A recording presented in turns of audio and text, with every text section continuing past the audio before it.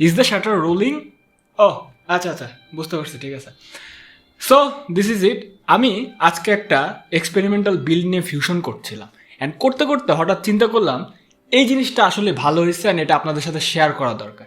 So আজকে আমি যেটা করব, 50K মধ্যে একটা অথেন্টিক গেমিং পিসি আপনাদের বিল্ড করে দেখাবো, অ্যান্ড নট অনলি বিল্ডের সাথে কিন্তু বেঞ্চমার্কও থাকবে।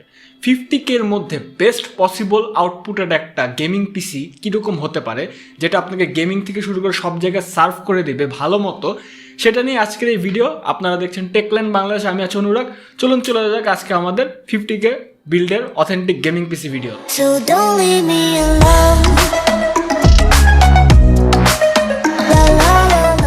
So 50K authentic gaming PC build, এই গেমিং পিসি বিল্ডটা কিন্তু অনেক ভেবেচিন্তে আমি ফিউশনটা ট্রাই করছিলাম।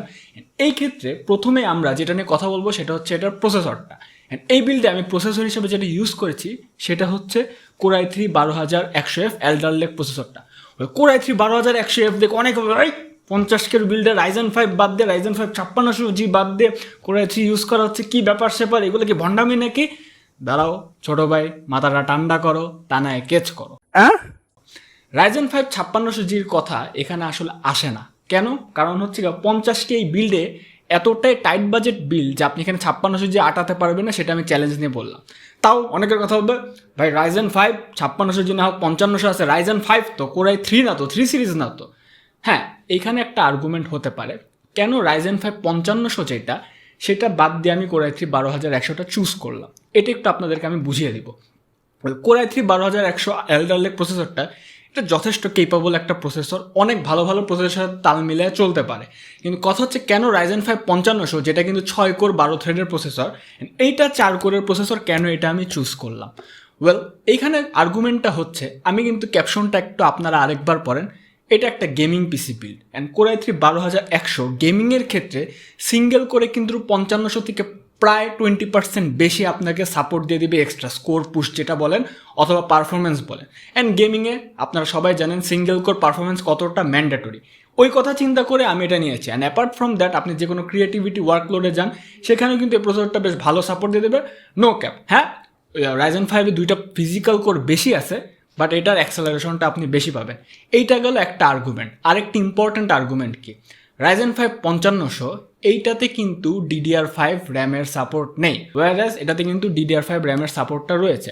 একটা সময় খুব তাড়াতাড়ি আসবে, হয়তো বা এখন DDR5 র্যামের দামটা বেশি, কিন্তু একসময় এটা যখন জেনারেলাইজড হয়ে যাবে তখন কিন্তু দেখা যাবে যে আপনি DDR5 র্যামে আপগ্রেড করতে চাচ্ছেন, সেখানে সেটা কিন্তু 4800 বাস পর্যন্ত ইজিলি সাপোর্ট দিয়ে দেবে। এইটার মেমোরি ব্যান্ডউইথ অনেক অনেক ওয়াইড Ryzen 5 5500 থেকে।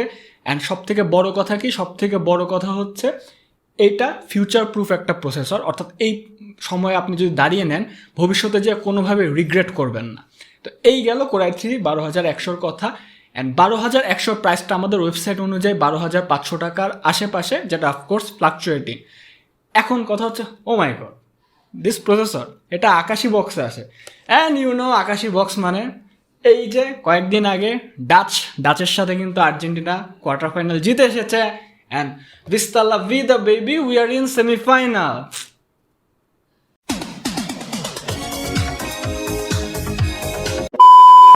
যাই হোক, প্রসেসর নিয়ে আমি আরেকটা আর্গুমেন্ট দেবো। আমি জাস্ট সো হ্যাপি যে আর্জেন্টিনা চলে গেছে। আপনারাও জানেন না, যারা আর্জেন্টাইন ফ্যান আছেন বা ফুটবল ফ্যান আছেন তারা হয়তো অনেক এক্সাইটেড। যাই হোক, আকাশি এই Argentine box, Core i3 12100 last একটা আর্গুমেন্ট কি, সেটা হচ্ছে এটার টিডিপিটা 5500 থেকে একটু কম। যদিও ডেস্কটপে টিডিপির হিসাব এত ক্লোজ করলে কেউ করে না, বাট টিডিপি কম হওয়া মানে কি, টিডিপি কম হওয়া মানে হচ্ছে এটা কিন্তু বেশি এফিসিয়েন্ট অ্যান্ড হায়ার পারফরমেন্সে আপনারা যখন অপারেট করবেন তখন কিন্তু এটা কম হিট জেনারেট করবে স্টক কুলারে। এই গেল Ryzen 5 5500 ওভারে কেন এটা নিলাম সেটার argument. It's a future proof very nice processor. এইবার ইন্টেলের যে জায়গাটি একটু একটা গ্যাপ আছে সেটা নিয়ে কথা বলবো, সেটা হচ্ছে মাদারবোর্ডটা নিয়ে কথা বলবো। এইখানে আমরা H610 Gigabyte DDR4 এই মাদারবোর্ডটা ইউজ করেছি। এই মাদারবোর্ডটার ক্ষেত্রে ইন্টেলে কিন্তু আপনারা জানেন মাদারবোর্ডের প্রাইসটা একটু কস্টলি হয়, একটু বেশি হয়। এই ক্ষেত্রে যদি আমরা AMD নিতাম হয়তো বা B450 নিতে পারতাম, যেটা ওদের সিরিজ রয়েছে। এইখানে আমাদের B660 নেওয়াটার সুযোগ ওভাবে নেই, যেহেতু 50K খুব tight budget. But it doesn't matter, আমরা এই বিল্ডে যে প্রসেসরটি ইউজ করছি Core i3, এটা একটা লক প্রসেসর। এটা যে চিপসেট আছে H610 এটা কিন্তু এই প্রসেসর অ্যান্ড এই জিপিইউ যেটা আমরা ইউজ করব সেটার যে হ্যান্ডশেকিংটা সব কিছু ভালো মতো ইজিলি মেনটেন করতে হবে। অ্যান্ড যেহেতু এখানে আপনার কোনো ব্যাপার নেই, কোনো ওভারক্লকিংয়ের ব্যাপার নেই, সেক্ষেত্রে মাদারবোর্ডে আপনার বি সিরিজে না গেলেও হবে। রাদার H610 নেন, এটা কোনো কস্ট কাটিং না, it's on the line, on perfect. And এই মাদারবোর্ডটার প্রাইস কিন্তু আমাদের ওয়েবসাইট অনুযায়ী 10,700 টাকার আশেপাশে, যেটা আপনাদের একটু আমি জানিয়ে রাখলাম। এরপর আমরা এই বিলটার যেটা নিয়ে কথা বলবো সেটা হচ্ছে এটা র্যাম হিসাবে আমরা ইউজ করেছি এটার PNY XLR8 8GB 3200 MHz RAM. এই র্যামটা আমি আমার আগের অনেক বিল্ডে ইউজ করেছি, অ্যান্ড এটা নিয়ে আমি নতুন করে আর কিছুই বলবো না। এইটা নিয়ে অনেক সিম্পিং করছে আমি পাস্টে, বাট একটু ডিফারেন্টভাবে আপনাদের বলবো। এই র্যামটার data stream flow, Argentina team যখন মাঠে দৌড়ায়, যখন অপোনেন্টকে স্ট্রেচ করে দৌড়ায়, তখন যে ফ্লোটা দেখায় সেরকম। এটার ল্যাটেন্সি আর্জেন্টিনা টিমের পাসের ফ্লুইডিটি ল্যাটেন্সির মতোই, খুবই মিনিমাল, খুবই স্ট্রং অ্যান্ড খুবই কুইক। ওহ, কি বললাম আমি, রিক্রোল পার্ট 2।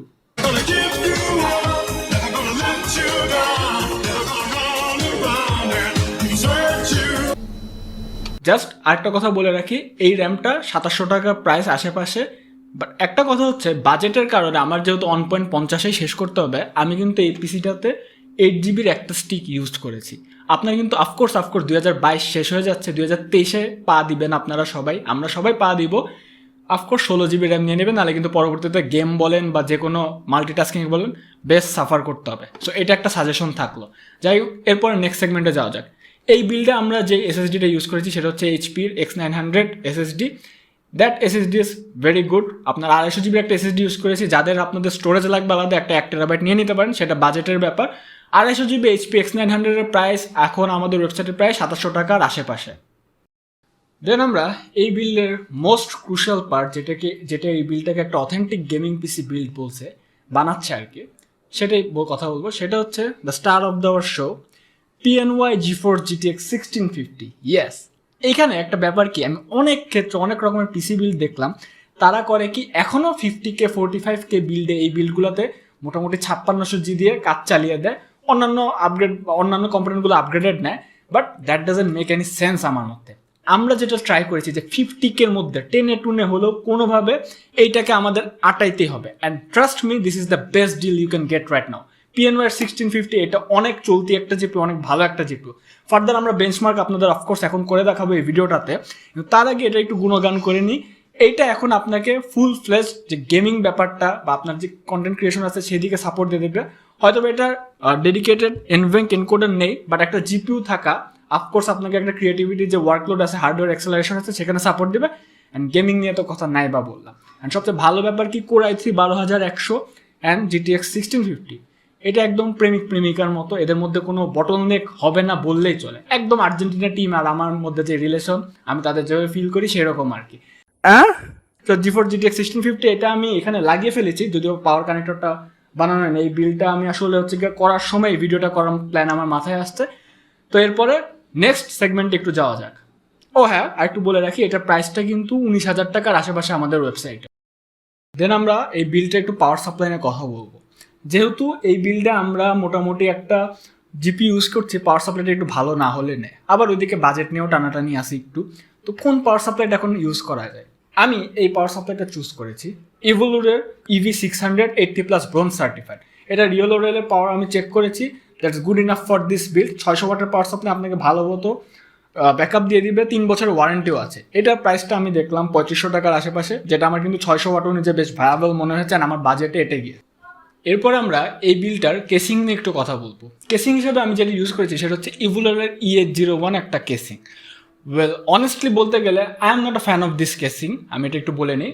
কারণ এটা গুড, কেসিংটা যে ভালো না তা না, 2400 টাকার আশেপাশে this is a good casing. এখান থেকে আপনার সামনে একটা বড় 8GB ট্রেইল আছে, যেটা কিন্তু আপনি 7টা জোনে কন্ট্রোল করতে পারবেন। ওখানে একটা বাটন দেওয়া আছে, সামনে হচ্ছে গিয়া এআইও বসানোর যে প্লেস আছে সেটা আছে, ম্যাগনেটিক একটা মেশও রয়েছে, অ্যান্ড পেছনে একটা প্রি ইনস্টল ফ্যান রয়েছে। মানে এই বিলটা এই যে এখানে আমি দেখে রাখলাম, আমি এখানে আমার পাওয়ার পিনটা কানেক্ট করা হয় না জিপিওর, জাস্ট বিলটা রেডি করছিলাম, তখন আপনাদের সামনে আসলাম।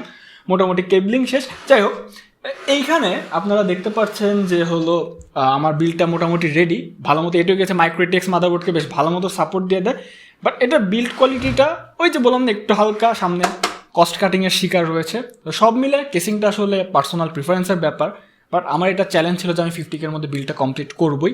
তো সেই অনুযায়ী এই কেসিংটা আমি এখানে পিক করলাম, যেটা কোনো সমস্যা নেই, ভালো মতো সাপোর্ট দিয়ে দেবে, চিন্তা করেন না। এটার প্রাইসটা কিন্তু ওই যে 2400 টাকার আশেপাশে আমাদের ওয়েবসাইট অনুযায়ী। এই ছিল আমাদের এই বিল্ডের এই কেসিংটা মোটামুটি রেডি। এখন আমরা একটু বেঞ্চমার্কে যাব হালকা যে অ্যাসেম্বলির কাজগুলো আছে সেগুলোর পর। মোটামুটি বিলটা ফিনিশ করার আগে ইম্পর্ট্যান্ট একটা কথা বলে রাখি, আমি এই কম্পোনেন্টের যে প্রাইসগুলো বললাম সেগুলো মিলিয়ে আপনারা যদি হিসাব করেন 53,600 টাকার আশেপাশে এসে যায়। বাট আমরা টেকল্যান্ড ভাবলাম স্পাইসটা একটু টার্ন আপ করে দিই, ভাবলাম একটু খেলাটা একটু ঘুরায় দেওয়া যায়। এই টোটাল বিল, এটা আমি লাস্ট আবার বলবো, 53,600 টাকা হাতে কলমে প্রাইস আসলো for only this world cup season and everything. এটার প্রাইসটা এখন থাকবে 50,000 টাকা মাত্র। Yes, you will get a huge discount. আপনারা সব কম্পোনেন্ট যদি আলাদা করে সাম আপ করেন 53,600 টাকা আসে, বাট এটা মাত্র আপনারা এখন টেকল্যান্ডে পেয়ে যাবেন 50,000 টাকার মধ্যে, একদম ডিরেক্ট 50,000 টাকা। আচ্ছা ঠিক আছে, 49,999 টাকা, 1 টাকা আপনারা চেঞ্জ নিয়ে যাবেন, সমস্যা নেই। সো দ্যাটস ইট, প্রপার বিলে যাওয়া যাক এখন। এরপর আমরা একটু বেঞ্চমার্কে চলে।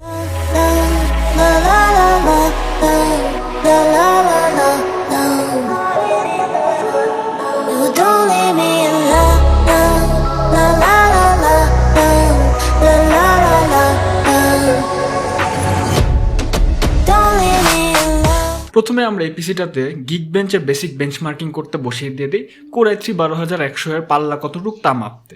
তো এখানে প্রথমে আমরা দেখি যে কোর i3 12100 কিন্তু 1667 সিঙ্গেল করে অ্যান্ড মাল্টি করে প্রায় 6500 মতো স্কোর করে, যেটা কিন্তু বেশ ভালো একটা স্কোর 12 জেনারেশনের কোর i3 লাইন আপ অনুযায়ী।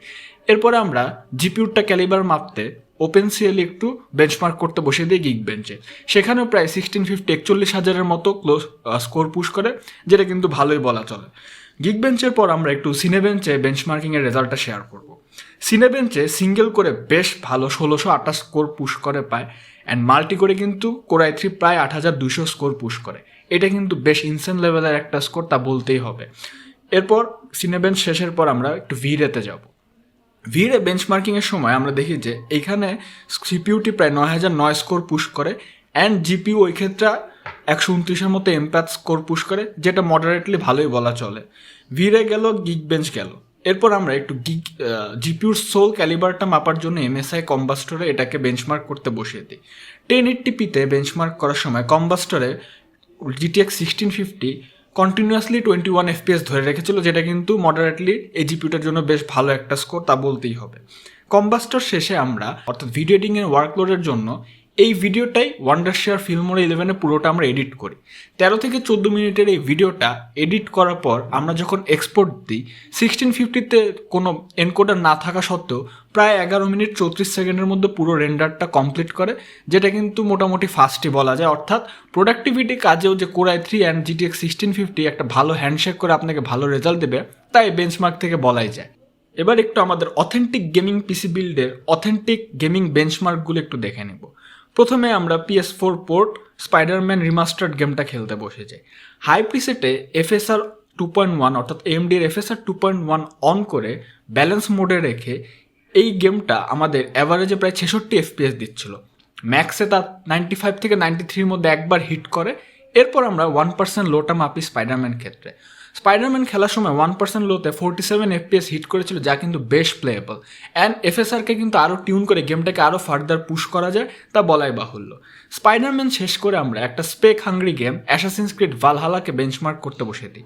ভালহালা আমরা মিডিয়াম প্রিসেটে বেঞ্চমার্ক করি অ্যান্ড ভালহালা মিডিয়াম প্রিসেটে বেঞ্চমার্কের সময় 58 FPS অ্যাভারেজের GTX 1550 ধরে রেখেছিল অ্যান্ড লো 1%-এ তা 46 FPS-এর মতো নেমেছিল, যা কিন্তু যথেষ্ট প্লেয়েবল এই বিল্ডে আমাদের। এগুলো শেষে আমরা হিটম্যান 3টাও একটু খেলতে বসে যাই।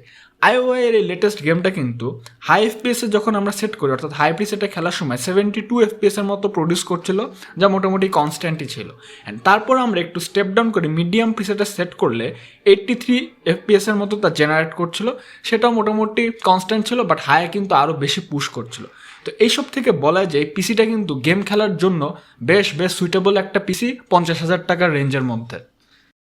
সো আমি আপনাদের 50K authentic gaming PC build, এটা কিন্তু কোনো নকল গেমিং পিসি বিল্ড না যেটা 5600 দিয়ে আমি খালি বলে দিলাম যে না অনেক ভালো গেম চলবে। লিটারালি একটা GTX 1650 আছে এটাতে। যাই হোক, এটা আপনাদের করে দেখালাম, বেঞ্চমার্কও করে দেখালাম কেমন হবে কী সমাচার, আপনারা ভালো মতো বুঝলেন। এখন কথা হচ্ছে কতটুকু ওয়ার্থ ইট হবে। আমি বলবো এই পুরো বিলটাই একটা ওয়ার্থ ইট বিল, কারণ এটাকে আমার আটাতে যে বেশ বেগ পেতে হয়েছে, বেশ কষ্ট হয়েছে। ইভেন আমার হচ্ছে গিয়ে রাকিব ভাইয়ের সাথে অনেক তর্ক বিতর্ক হয়েছে, না রাকিব ভাই এটা আমাদের কনজিউমারদের জন্য করতেই হবে। সো দিস ইজ ইট। আবারও আমি ইম্পর্টেন্ট কথাটা বলে রাখি, এই বিলটা অথেন্টিক আপনার যদি আপনার ওয়েবসাইট থ্রুতে যান 53,600 টাকার আশপাশে প্রাইস আছে, but only for this scenario and this video 50,000 টাকা এই বিলটা আপনারা টেকল্যান্ডে পেয়ে যাবেন। অ্যান্ড এই বিলটা রেডি করা থাকবে, আপনারা চাইলে এটাও নিয়ে নিতে পারেন। আমাদের টেকল্যান্ডের যে স্টুডিও বিলটা আমি এখানে করেছি, আমার হাতে করা বিল্ড, সেটা আপনারা পেয়ে যাবেন আমাদের ওখানে রেডি অবস্থায়, এটাই পেয়ে যাবেন আর কি। যাই হোক, আর কতবার বলবো, like and subscribe to the channel is a must. করতে পারেন অফকোর্স, ভিডিওটা আপনাদের বন্ধুদের সাথে শেয়ার করতে পারবেন, যারা টানাটানির মধ্যে আছে, একটু একটা ভালো পিসি বিল্ড করতে চায়, তাদের জন্য এটা একটা ব্যাং ফর দ্য বাক হবে। অ্যান্ড দাঁড়ান, ভিডিও এখনও শেষ হয় নাই, এখন আসল জিনিস বাদ আছে। The little boy from Rosario, Argentina, on behalf of every little boy wearing his shirt. Messi on a million backs, Messi for a million flashbulbs. One kick of the ball, one kick of the football. He's done it before, he's done it many times before in the Nou Camp, around Spain, around Europe. He's done it brilliantly for his team. He must do it now. Messi must.